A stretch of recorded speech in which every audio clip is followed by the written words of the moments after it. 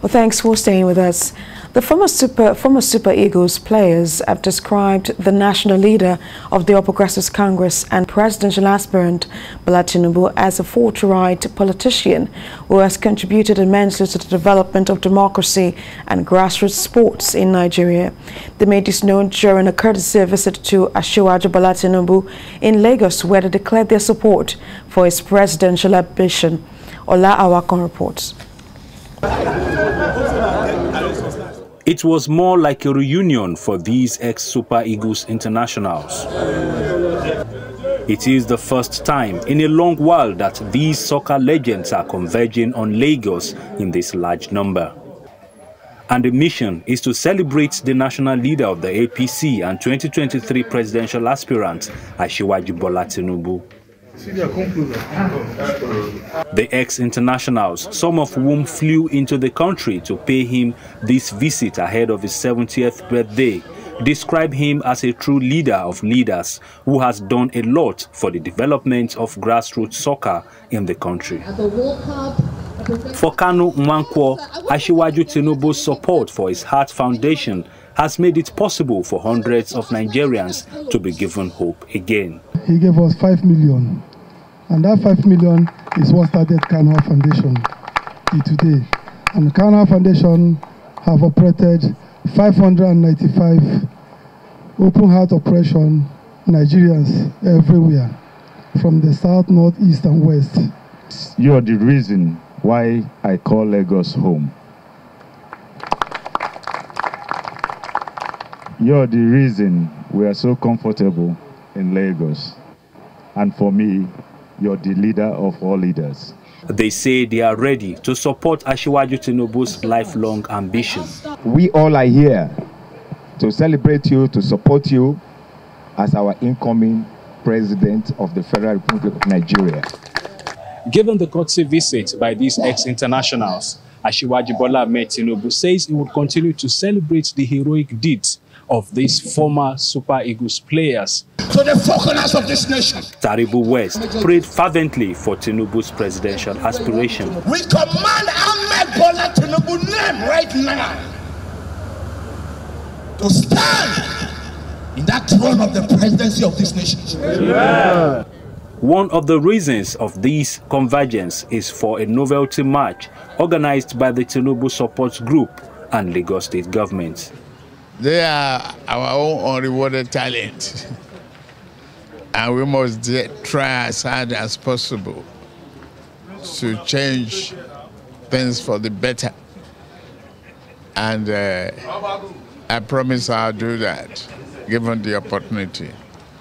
I'll continue to make my contribution to the betterment of our leaders and the upbringing of our children. I'm wishing him the happiest birthday, the best he can get. Asiwaju Bola Tinubu says the visit by these ex-internationals to celebrate him will go into history as one of the most cherished courtesy calls on his 70th birthday. Ola Awakon, TVC News, Lagos.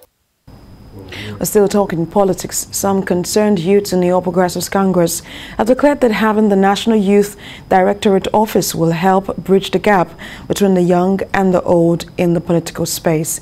TVC News correspondent Ademola Lawrence reports. On the 31st of May 2018, one of the most important bills in the history of Nigeria, the Not Too Young to Run, was signed into law by President Muhammadu Buhari.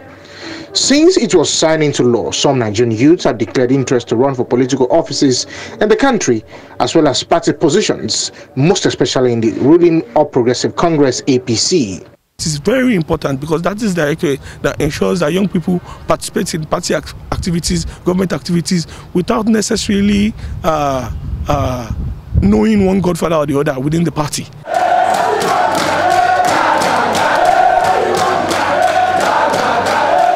For the APC, the issue of who emerges as the national youth leader has become a cause for concern. For the past few years, some youths in the party want to be at the negotiation table and determine their future. This time around, it's not aggrandizement, it's not bullying the elder. It's about being actively telling them point of what they are capable of doing. So these are critical areas that Nigerian youth must wake up. And we must wake up early in order to get involved and also, begin to elect ourselves into office. These concerned youth believe that there's a need for young people to be closer to government. They said this way, their policies and strategies can be put into use to make them have a say in the running of political parties that influenced the larger society. When you look at democracy, democracy has to do with galvanizing people's thoughts from the grassroots to the up. So when you have someone that is very sound and be able to relate both with the grassroots and those people who are obsessed, it will be very, very nice. In less than 5 days, the APC will hold its national convention where members will elect leaders that will pilot the affairs of the party for the next 4 years. Amazing and dynamic young Nigerians that have passion, skills that we're going to engage to bring on board to say, how can we work together? How can we develop progressive impact on Nigerian youth? And so I'm going to be working with a lot of other vibrant young people to make the Progressive Party attractive to young people. These youth believe that one of them can captain the ship and promote the interests of young members of the party. Ademola Lawrence, TVC News, Lagos. Well, Chairman Nigerians in Diaspora Commission, Abike Dabiri-Arewa, has stressed the need for post-traumatic therapy for Nigerians evacuated from the crisis in Ukraine.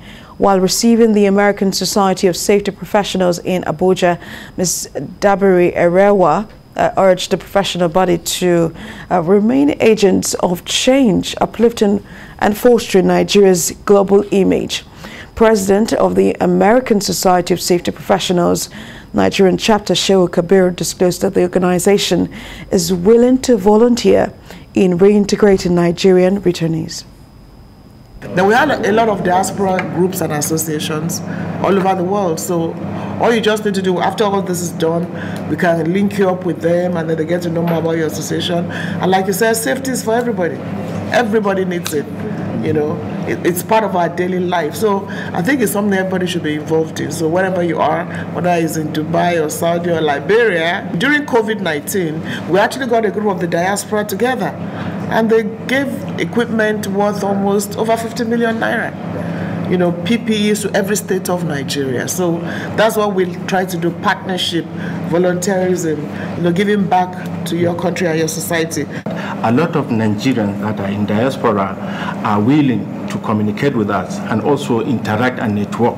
So that one gives us a very, very impressive idea that if we really had a good relationship with the NIDCOM, it will really go a long way to make our ASSP excel in diaspora, whereby all our people, Nigerians, can be able to network with us and so that they link up so that we will make something better for our country.